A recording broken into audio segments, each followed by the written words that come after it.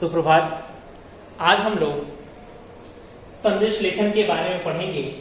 संदेश लेखन यह एक नया टॉपिक जुड़ा हुआ है। सीबीएसई ने कक्षा 9 के सिलेबस में संदेश लेखन एक नया प्रकरण जोड़ रखा है। इसके बारे में हम जानेंगे कि संदेश लेखन की आवश्यकता क्यों पड़ी, संदेश लेखन को लिखा कैसे जाए, इसका प्रारूप क्या होना चाहिए। तो आइए देखें, संदेश का आज की बात नहीं है, बहुत पहले से संदेश लेखन चला आ रहा है।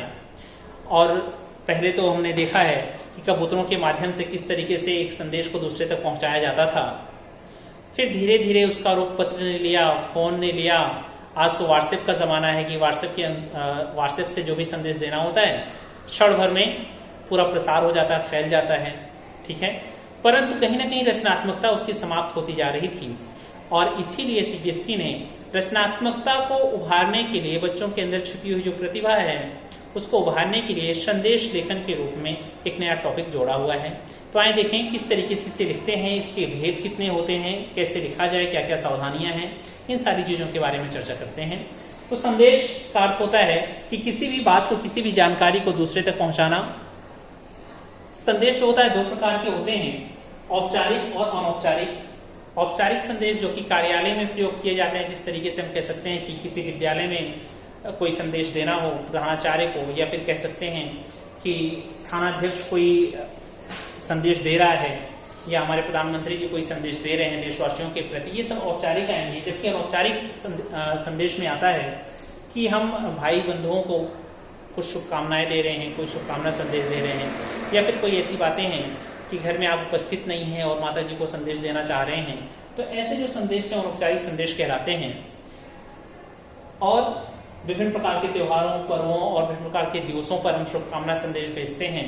या कभी कभी कोई आपदा आ जाती है, कोई ऐसी समस्या आ जाती है, भूकंप आना या बाढ़ से पीड़ित होना, या फिर कोरोना जैसी महामारी, ये सारी चीजें चल रही हैं, तो इसके संबंधित भी हम संदेश तैयार कर सकते हैं।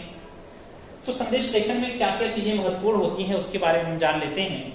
कि संदेश की भाषा जो होती है वो सरल होनी चाहिए, समझ में आ जानी चाहिए।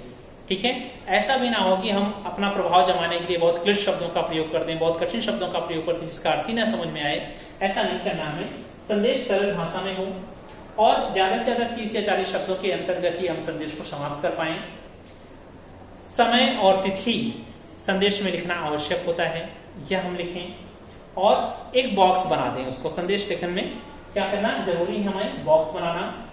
और संबोधन अर्थात किसको कहा जा रहा है, किसके लिए लिखा जा रहा है, उसके बारे में लिखें। और रचनात्मकता, हो सकता है कि यदि आप चाहें तो अच्छी तरीके से उसे कलर कर सकते हैं, कुछ चित्र आदि बना सकते हैं, ताकि ऐसा लगे कि आपने कुछ नया किया है, कुछ रचनात्मक किया, कुछ क्रिएटिव किया हुआ है। आइए एक संदेश देख लेते हैं कि संदेश हमेशा कहाँ लिखेंगे हम, इस तरीके से बीच में लिखेंगे संदेश, और यहां पर दिनांक लिखेंगे। दिनांक नहीं लिखना, सीधा सीधा क्या करना है, जो भी डेट है इस फॉर्मेट में आपको लिख देनी है, और इसके बाद समय लिख देना है। संदेश बीच में, दिनांक और इसके बाद समय।